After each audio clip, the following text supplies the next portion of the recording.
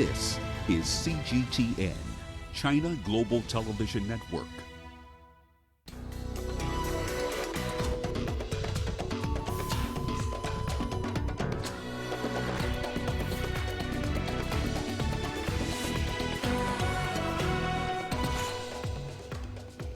Tunisian migrants rescued by Italian authorities off the coast of Libya. The Africa CDC says some African states face an acute shortage of personal protective equipment. And a scaled-down Hajj begins in Saudi Arabia as the coronavirus spreads. Hello and a warm welcome to Africa Live on CGTN. I'm Lindy Mtongana in Nairobi. And with me is Uche Okoronkwo with a preview of your business news. Thanks, Lindy. And here's a look at what's coming up on Africa Live Biz. Africa's biggest bank by assets warns its half-year profit could drop by as much as 50%. And Nigeria strikes a $1.5 billion deal that will cushion its economy from the effects of the oil price crash in April. Of course, all that and more coming up within the program. Now it is back to you, Lindy. Thanks, Uche. Well, we start the hour in Kenya, where police have arrested a fugitive wanted in the U.S. for allegedly trafficking ivory and rhino horn. Abubakar Mansour Muhammad Surur is currently being held in the coastal city of Mombasa. Surur has been on the run for the past 2 years. He was arrested after authorities received information that he would be flying to Mombasa from Yemen via a chartered plane. Interpol was also involved in his arrest. In a June 2019 indictment, the U.S. Drug Enforcement Administration charged Surur and 3 others with conspiracy to traffic rhino horn and ivory worth more than $7 million. Surur was also charged with conspiracy to launder money and distribute heroin. Kenya is currently discussing an extradition treaty with the United States. The Italian Coast Guard has rescued nearly 100 migrants off the coast of Libya after authorities in other countries failed to intervene. Italy says it spotted the inflatable boat by aircraft on Tuesday afternoon in the Libyan search and rescue zone. Libyan authorities could not take over the rescue operations due to a lack of naval resources. The migrants, including 6 women and 2 children, were then transferred at dawn on Wednesday to an Italian ship headed for the island of Lampedusa. The island is an entry point into Italy for many migrants. Diplomatic tensions are rising between Zimbabwe and the United States. This after the ruling ZANU-PF party called the U.S. ambassador a thug and accused him of funding opposition protests that have been planned for July 31st. ZANU-PF's acting spokesperson, Patrick Chinamasa, says the United States ambassador to Zimbabwe, Brian Nichols, is engaging in subversive acts, including training insurgents and funding disturbances, and says the ruling party will have no hesitation to give him his marching orders if he does not desist. The hard-hitting accusations come ahead of anti-corruption protests that have been called by some opposition parties this week. The ruling party says the protests are aimed at overthrowing the government. It's called on its supporters to defend themselves to avoid a repeat of the post-election violence witnessed in 2018. The U.S. Embassy is yet to respond. The allegations mark another low point in the frosty bilateral relations after the Zimbabwean government summoned the ambassador in June after the U.S. National Security Advisor, Robert O'Brien, claimed the Southern African nation was capitalizing on anti-racism protests to interfere in its domestic politics. Since taking office in 2017, President Emmerson Mnangagwa's administration has tried to mend relations with the U.S., but says its efforts are being undermined by the continued imposition of illegal sanctions that are hurting ordinary citizens. Farai Mwakutuya, CGTN, Harare, Zimbabwe. Mali's Prime Minister Bobo Cisse is urging the opposition to join a new unity government and help quell tensions in the country. The announcement comes a day after the opposition June 5 movement rejected a compromise to end weeks of political crisis. The opposition insists that President Boubacar Keïta must resign. Talks between the Malian government and an opposition alliance have failed. The opposition June 5 movement has dismissed a compromise to join a unity government. This raises the prospect of more anti-government demonstrations. Je voudrais en profiter pour lancer un appel. I would like to take this opportunity to make an appeal, a sincere appeal to our brothers and sisters in the M5 RFP and other groups. I would like to say here, and each of the members of the government joins me in this, that they are expected and even strongly desired in the next government that must be put in place soon. Et même fortement désiré. The West African Regional Bloc, ECOWAS, has proposed a 4-point plan to resolve Mali's political crisis. ECOWAS says the plan should be implemented within 10 days and has threatened sanctions. The establishment by the ECOWAS of a sanctions regime against those who take actions contrary to the resolution of this crisis. The anti-Keita demonstration is not impressed by the ECOWAS proposals, but President Boubacar Keita has responded with a cabinet reshuffle. 6 ministers are tasked with negotiating with the opposition to form a unity government. J'espère que cette offre I hope that this offer of dialogue that we're relaying this afternoon, that the President has also made on several occasions, is an offer that can be heard by the actors of the M5 RFP, and not only heard, but accepted, and allow us to emerge from the crisis situation in which we find ourselves. acceptée. Mali's president has been in power since 2013. He's battling major problems, including a brutal 8-year-old jihadist revolt and a slumping economy. But much of Mali's current tension stems from April, when the Constitutional Court tossed out 31 results in parliamentary polls. The move is said to have helped several members of Keita's party get elected. Chamrono, CGTN. The U.S. military says it will move its European headquarters out of Germany to Belgium. This comes as the Pentagon outlined broader plans to pull 12,000 troops from Germany. President Donald Trump says Germany has failed to meet NATO's defense spending target and is taking advantage of America regarding trade. Germany has criticized the move, saying it will weaken the North Atlantic alliance. Australia's top diplomats and defense chief are in Washington discussing China. U.S. Secretary of State Mike Pompeo praised Australia for standing up to pressure from Beijing, saying Washington and Canberra will continue to work together to reassert the rule of law in the South China Sea. His Australian counterpart, Maurice Payne, stressed she doesn't want to damage the relationship with China. Jim Spellman has the details. Top U.S. and Australian officials met in Washington Tuesday as the two countries further align against China on a range of issues. The U.S. side praised Australia for its tough stance against Huawei and for suspending the Hong Kong extradition agreement. The U.S. wants a, quote, alliance of democracies to form against China. Last week, 5 Australian warships joined the USS Ronald Reagan Carrier Strike Group and a Japanese destroyer in conducting a trilateral naval exercise in the Philippine Sea, ahead of the upcoming RIMPAC exercise in Hawaii. These exercises not only bolster interoperability, but also send a clear signal to Beijing that we will fly, we will sell, and we will operate wherever international law allows. The U.S. has pressed Australia to ramp up so-called freedom of navigation missions in waters claimed by China in the South China Sea. But Australia has been reluctant to participate and remains non-committal, in part to avoid inflaming tensions with China, its largest trading partner. While Australia is broadly aligned with the United States on many issues, the foreign minister stressed that her country will act in its own best interests, which at times may mean taking a less confrontational approach to China. We are very different systems, and it's the points on which we disagree that we should be able to articulate in a mature and sensible way and advance, as I said, our interests and our values. Both the United States and Australia say they plan to cooperate closely on COVID-19, especially on economic recovery. Jim Spellman, CGTN, Bethesda, Maryland.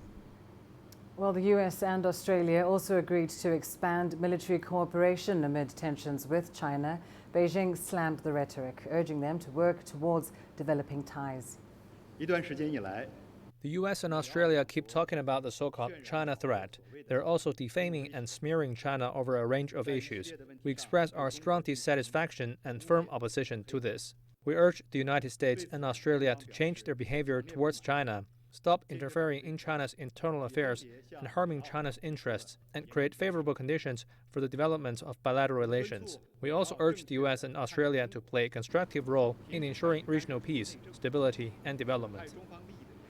Well, turning to the ongoing pandemic, the fight against the coronavirus continues in China. The mainland is reporting more than 100 new COVID-19 infections. Only 3 are travelers returning from other countries. They arrived in Guangdong and Shanghai. The rest are local transmissions. The vast majority, 89 cases, are in the Xinjiang region. Liaoning province in northeastern China saw a handful of infections, and there was 1 new case in Beijing. This is the second day in a row that the capital is reporting a new case after almost 3 weeks of 0 infections. Medical teams from across the country have been sent to Xinjiang to help with testing and containment. Meanwhile, Hong Kong reported nearly 120 new cases on Wednesday. It is the 8th day in a row the city has seen more than 100 new infections a day. Well, India, meanwhile, has conducted over 500,000 COVID-19 tests for a second day running. And so far, over 17 million samples in all have been tested at more than 1,000 designated labs. Prime Minister Narendra Modi says the number of tests will soon be increased to 1 million a day.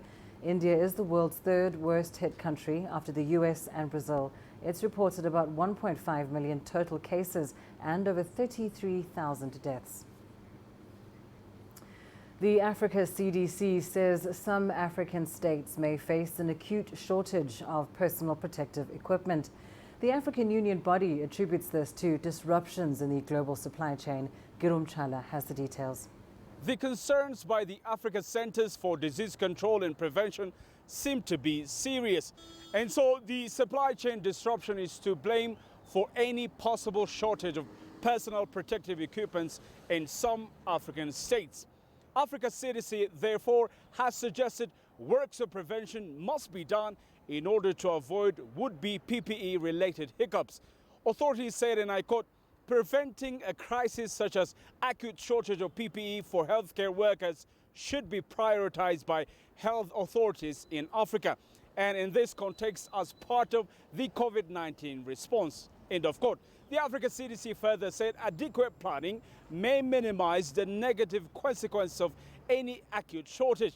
Planning to prevent critical shortages must be done in advance with clear triggers for implementation and resumption of standard practice.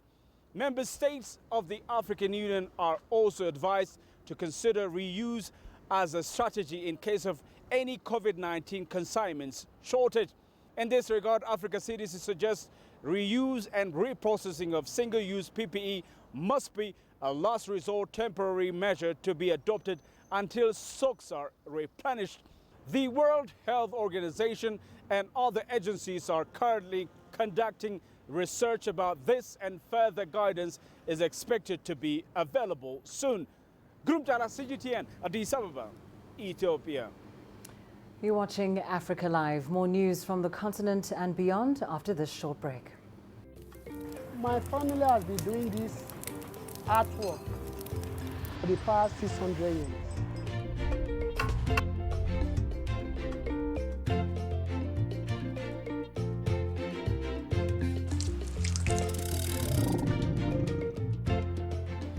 My dream is to be the leading player in Africa in spice sector.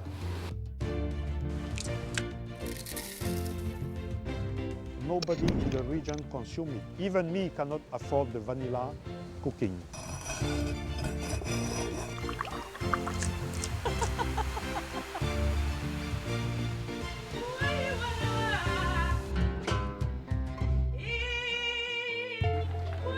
What we've created here is the elegance, the color, the celebration of life.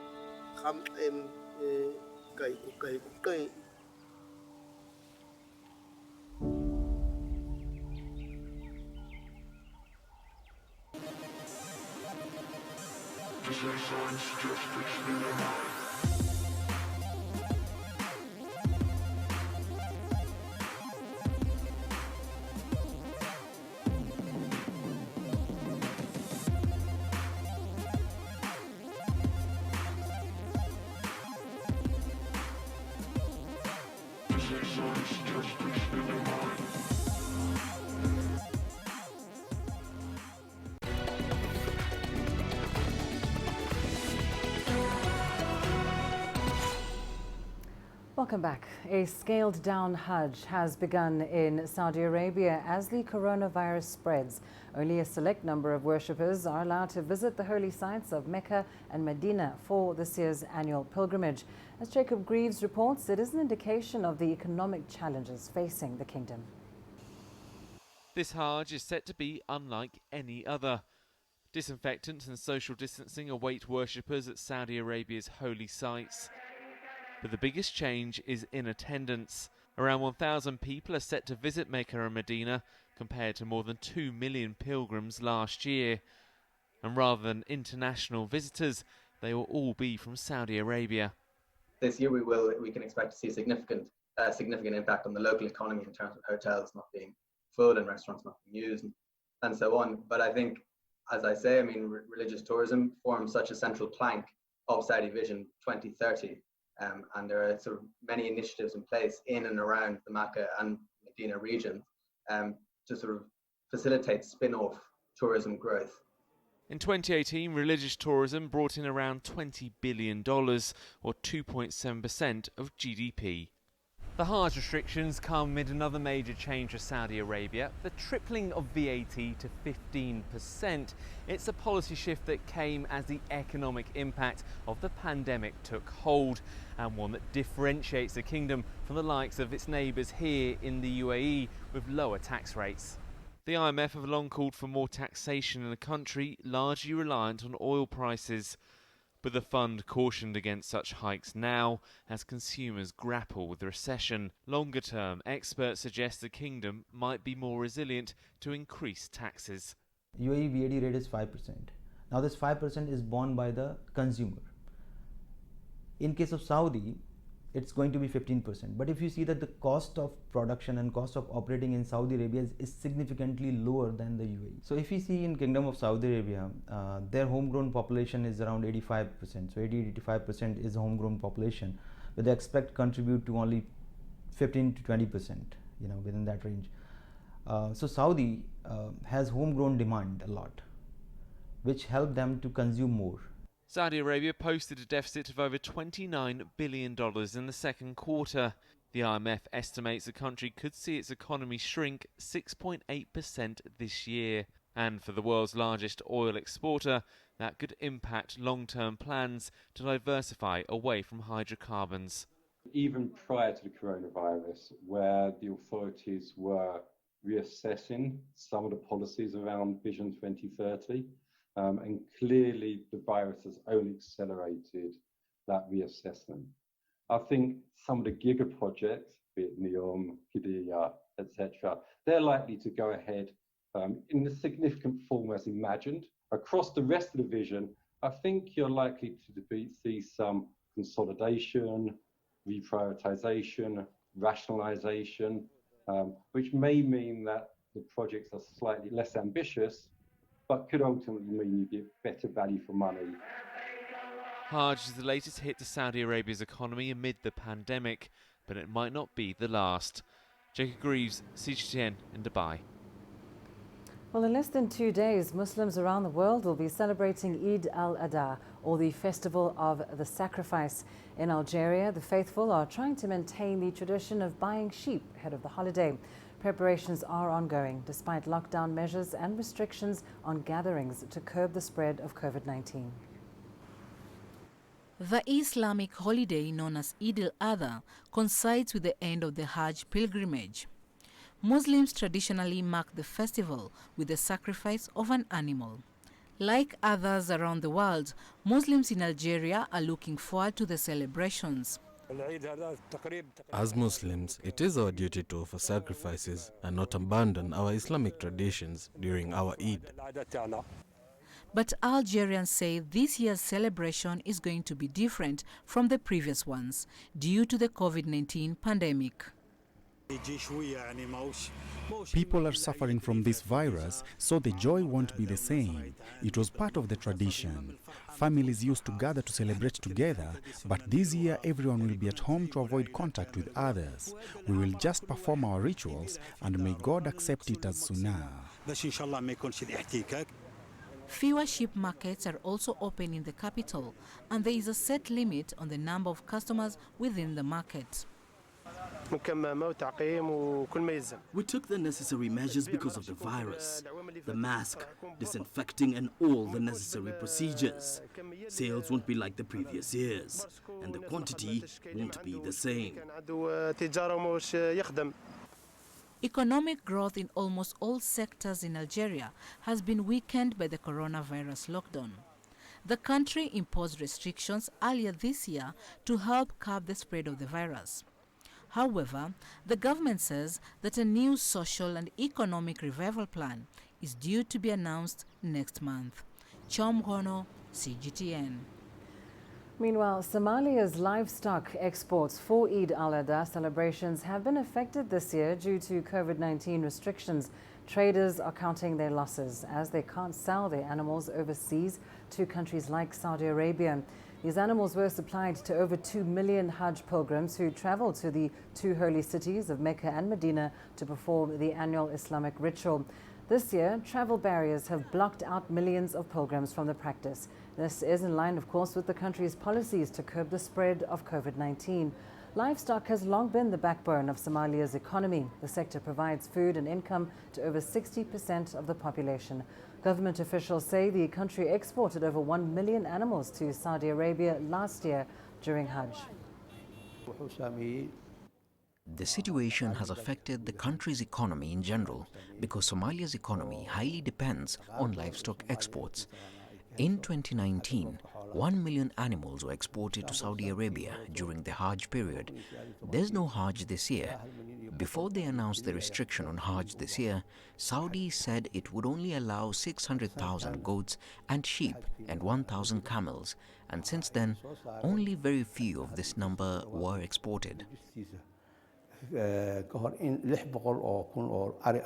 This Eid is different from the previous Eid because we're not exporting animals due to the coronavirus pandemic. Our income from the export used to be millions of dollars. This sounds like a house arrest for us.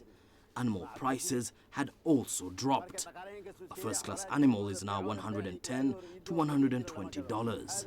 Before, it used to be $170 to $180. Well, coming to news now from here in Kenya, girls from low-income areas are facing menstrual hygiene challenges. With schools closed due to the coronavirus pandemic, it is harder for them to access affordable bathroom services. But now the Showers for Girls project is providing showers and sanitary towels in some informal settlements. CGTN's Daniela Pearson brings us more on this story. This is one of the most densely populated informal settlements in Kenya's capital, Nairobi. 15-year-old Jacinta Mutethia lives here in Mathare with her mother, Jemima Kalemi. For many girls like Jacinta, menstruation comes with many costs, and the challenge of hygiene management during this time goes beyond just accessing sanitary pads. Before wasichana hawakuwa naoga, walikuwa chafu sana. Before, girls were not showering, and if you ask why, they would say they cannot shower in the house because their fathers are there. Also, there's no money. The Shower for Girls project is an initiative by Plan International, a development organization. It pays for girls like Jacinta to access bathroom services. It really helped us, especially with bathroom facilities. For instance, I could only afford to pay for about 3 showers a week for my daughter, but when this project started, she can now shower daily and sometimes even twice. We wanted to ensure that we were responding to specific needs for girls in a way that is very personal and that is transformative. So we'll be looking to see what are the lessons learned from that and how we might scale that up and how that informs our urban programming as we move forward. Initially, most of these needs were being addressed in schools, which distribute free sanitary pads and provide bathrooms and toilets. But with their closure and a shortage of water, the project has become a lifeline for many here. Now when we're home, you find yourself showering once a day, or you even skip a day without showering because of water. They have really helped us. Now you don't even have to bother your mother for sanitary pads. When it is that time of the month, you just go into the house, pick the pads and go about life. Plan International is hoping to expand the initiative to reach more girls.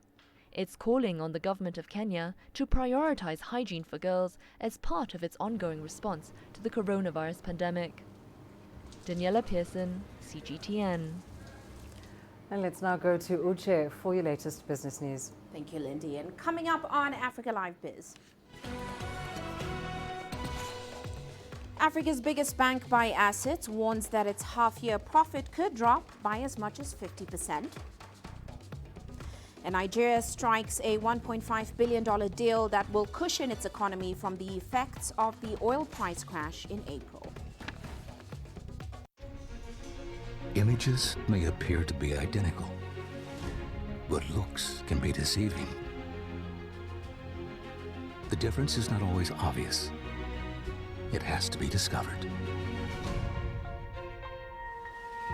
There are always different sides to a story. We put the focus on the details.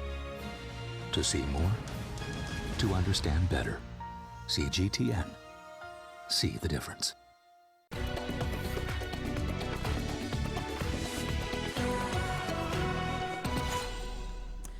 Let's start off with some corporate news. Africa's biggest bank by assets has warned that its half-year profit faces a crippling drop as COVID-19 takes its toll. Now, the bank projects its headline earnings per share, the main profit measure in South Africa, for the 6 months to June 30th, will likely fall by between 30% and 50%. Standard Bank, along with all of South Africa's major lenders, had already warned that profits would likely be at least 20% lower. They are now preparing for what could be the worst earnings slump since World War II, as measures to curb the coronavirus drag the economy deeper into recession. Lenders have also had to boost provisions for doubtful debts and restructure their loans with companies and consumers who are struggling to meet their obligations. And still in the country, the IMF has approved $4.3 billion to help South Africa fight the effects of the coronavirus pandemic. But that loan doesn't mean the country's economy is out of the woods just yet. It's still projected to contract by about 7.2% this year. Here's Angelo Coppola with more. South Africa has the highest reported number of COVID-19 cases on the continent, despite enforcing draconian lockdown procedures to reduce the spread, and which almost stopped all economic activity. But the economic downturn was already evident before the pandemic struck. It's not 500 that we're looking for. It's about 100 in new money to fill the existing deficit. And it's going to look after the extension of the child social welfare grant and the unemployment benefit that was announced at the beginning of lockdown. Concerns have already been raised about how the loan is spent and the need for transparency. It's all good and well to say, here's 70, it's coming to fund something. But if it allows you to spend money on something else also, or if it pulls money from one pocket and pushes to another, so that needs to be drawn into the conversation. In the government letter to the IMF, there's talk about a debt ceiling being introduced, something that the main opposition party has tabled in Parliament already. The beauty of a legislated debt ceiling is that it removes the choice from the government. They have to abide by the law and stick to the debt ceiling. They cannot exceed it.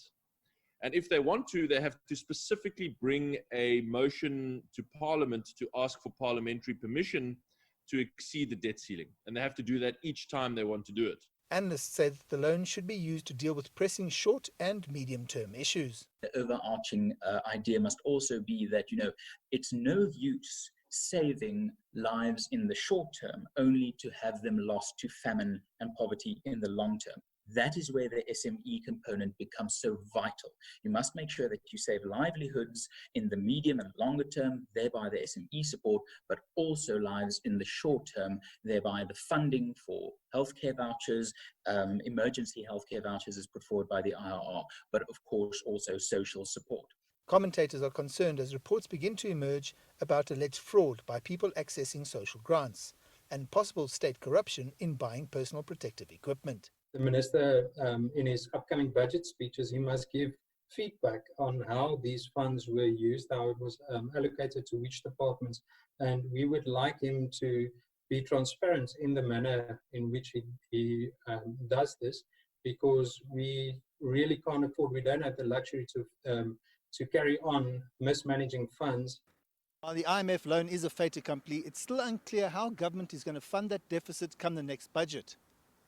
I'm Angelo Coppola for CGTN in Johannesburg, South Africa.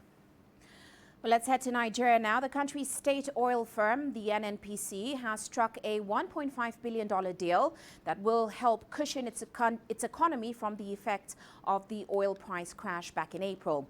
Now, as part of the agreement, oil traders Vitol and Matrix will each get 15,000 barrels per day of crude as repayment over 5 years, starting in August. Now, prepayments with traders are widely used in commodity finance, as banks consider them to be one of the more secure forms of lending in countries viewed as risky. The state oil firm has been trying to raise cash through prepayments with traders for years now. It is expected to use a large portion of the money to pay taxes owed by its subsidiary, NPDC, while the remainder will go towards operational expenses and capital expenditure. Now, the China Civil Engineering Construction Company is close to completing an important railway project that will link the Nigerian commercial city of Lagos to the country's southwestern city of Ibadan. It is the second phase of Nigeria's ambitious Lagos-Kano railway modernization project. Once completed, the project will form a 1,300-kilometer-long railway corridor across the nation. CGTN's Deji Batmus with more. Racing against time to complete what is perhaps the most important railway project in Nigeria. The contract for the construction of the Lagos-Ibadan railway project was awarded in 2012 and scheduled for completion in just 3 years. But bureaucratic and funding delays mean the project is still under construction 8 years after it was awarded. The government had announced the project was going to be completed in April, but the outbreak of the COVID-19 pandemic changed everything. Even the locomotive and coaches that were brought in, we could not organize the commissioning and training. So we cannot be in a hurry and endanger our workers' life. Even though no new completion date has been given, both the government and the Chinese firm handling the project say the Lagos-Ibadan standard gauge rail line will become operational by the end of the year. About 80% of imports into Nigeria actually come from the ports in this city. And the only means of moving these imports to other parts of the country is by road. And that's the reason why hundreds of trucks flood this city every day to pick up goods, thereby causing pollution and traffic congestion in the process. But when the rail line eventually becomes operational, most of the goods from the ports will be ferried by rail, thereby saving the city and the country the huge cost of ferrying goods by road and causing traffic congestion and pollution in the process. If we are able to complete it to the port and shippers can now load directly to the rail, I think it will affect the economy of Nigeria and the commerce of Nigeria. And most times the companies say they are waiting for raw material and spare parts. We get them delivered to time. And at the same time, what we are exporting can go to the port through the rail. Travel to the city of Ibadan from Lagos is now by road and from this rowdy bus back. Traveling from here is stressful for most passengers and still doesn't come cheap. Besides, the journey time could take up to 3 hours. But when the train becomes operational, that journey time would be cut by more than half. Some passengers say they can't wait. Somebody should live at Shagamu and be able to work in Lagos. Somebody to be able to live at Ijebu-Ode or in Ambekuta and work in Lagos and work in VI if the train system is effective. What will happen is that if this is planned well, it could become a continuous development corridor. So not just a transport corridor, but a development corridor. Because what you find is that you will dot all the capital cities in the trajectory would have industrial parks.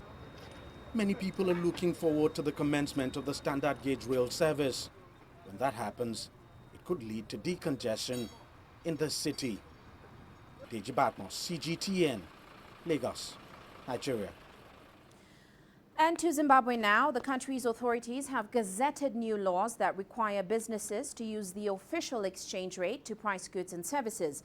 Now, the move comes as the country seeks to rein in rising inflation. The directive compels businesses to display, quote, or even offer the price for such goods or services in both Zimbabwe dollars and foreign currency at the ruling exchange rate. Here's Farai Mwakutuya with more details. To hedge themselves against a depreciating currency, some businesses in Zimbabwe had begun pegging their prices to the parallel market exchange rate, which fueled inflation. It's a practice monetary authorities insist should not continue since the introduction of a foreign currency auction system in June that's meant to improve the availability of hard currency and stabilize the exchange rate. I think all of us, consumers and everybody living in Zimbabwe, wanted to see some action from the policymakers that will bring rational,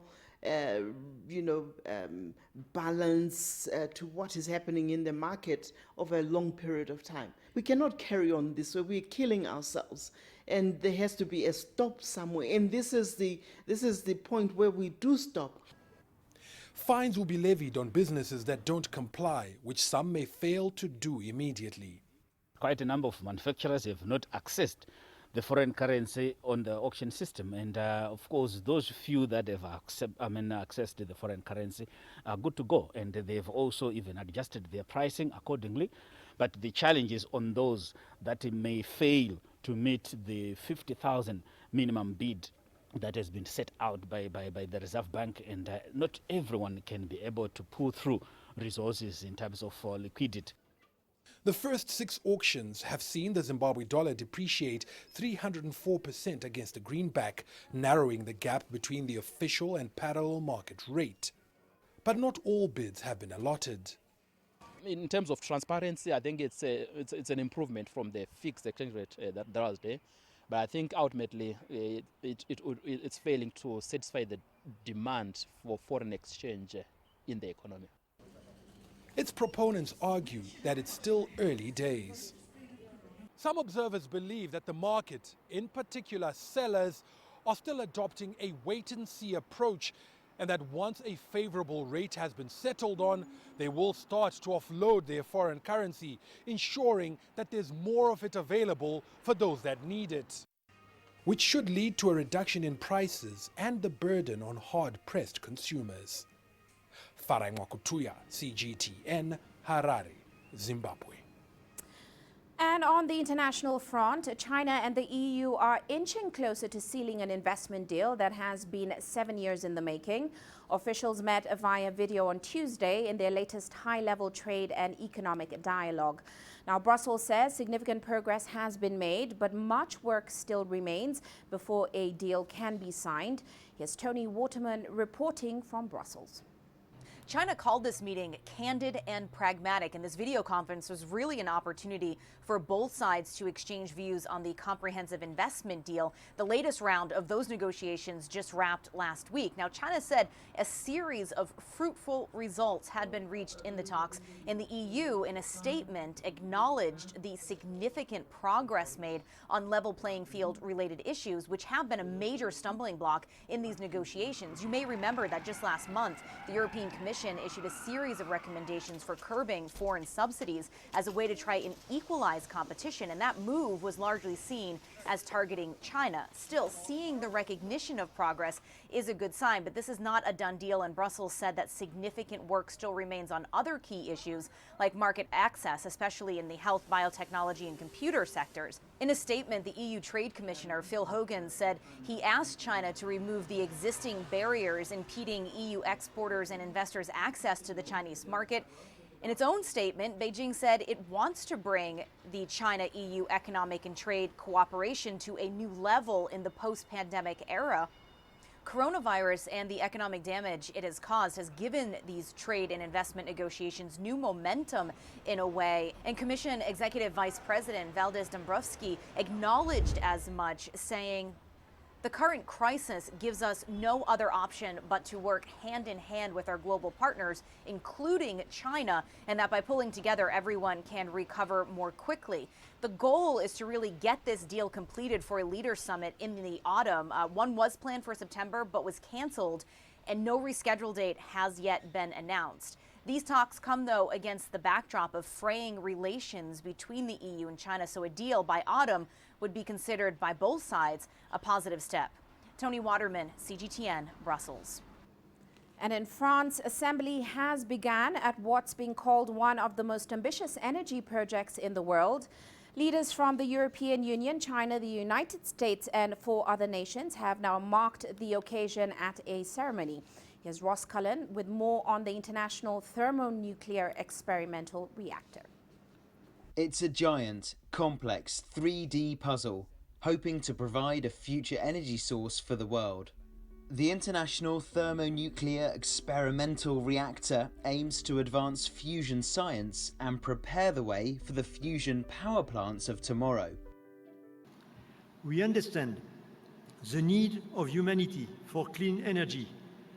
Our goal is to leave a better energy future for our children and future generations. So we move forward with a deep sense of purpose, with gratitude for this historic opportunity. We cannot afford to fail.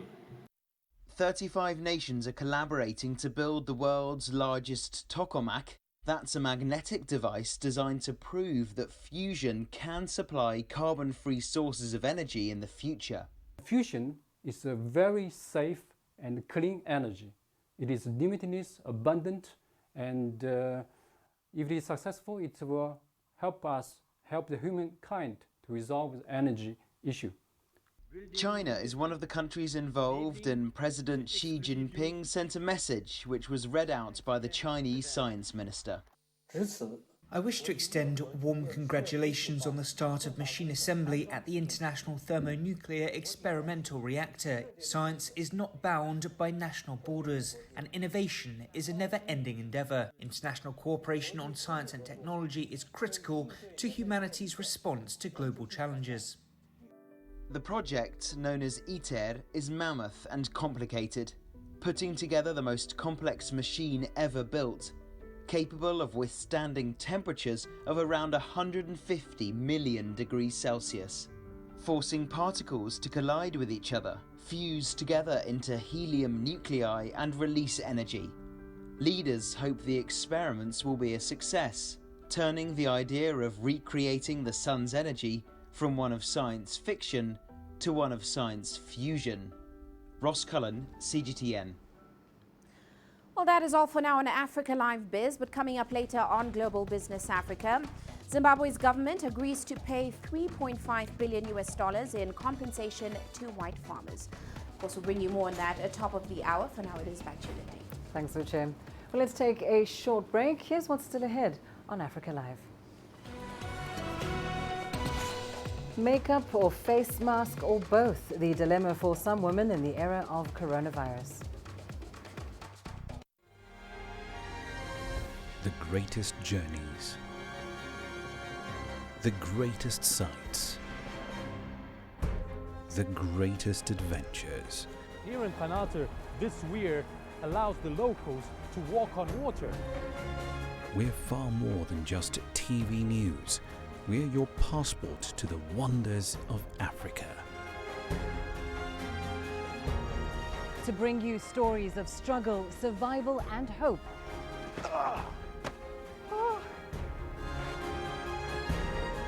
So let's explore.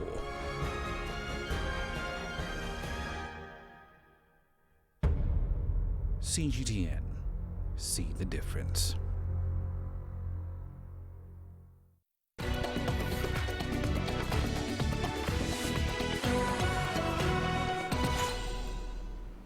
Well, many women in Nigeria have developed a growing obsession with makeup, but a lot has changed since the coronavirus pandemic.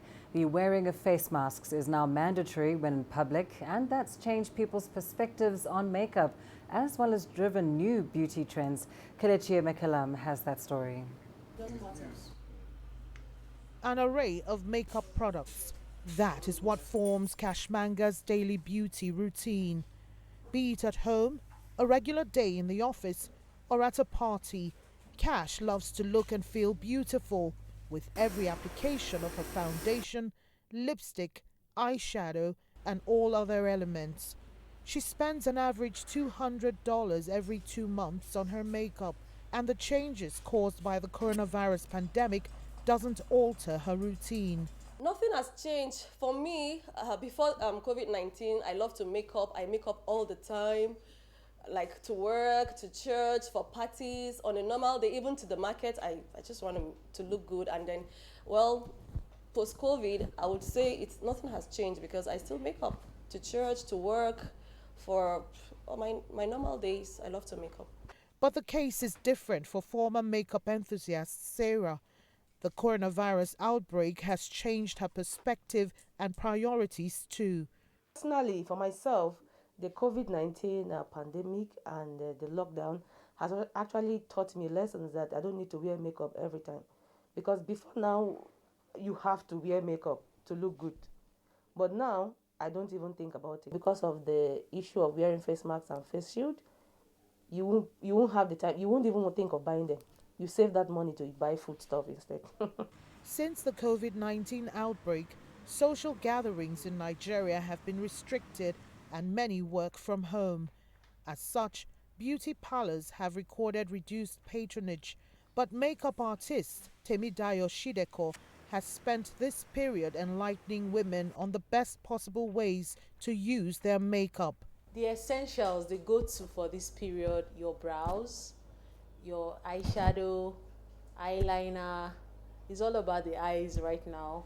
If you want, and powder, obviously, but if you can't do anything at all, you don't want to use powder or foundation, at least do your eyebrows and your eyeshadow and your eyeliner stuff. For people that are absolutely used to using makeup all the time and they still have to wear this mask, it's still very possible. You can use washable masks. From breaking free of makeup dependence to lockdown-inspired makeup trends, COVID-19 has changed the narrative in the beauty industry. Nigeria's beauty market is estimated at $3 billion according to Euromonitor International. But the sector has been affected by the coronavirus lockdown as makeup artists decry low patronage. They're hopeful for a comeback in the industry as activities gradually return to normal. Kelechi Emekalam, CGTN Abuja, Nigeria. And coming up in your sports news. The Cape Town leg of the World Rugby 7 series has been cancelled due to the coronavirus pandemic.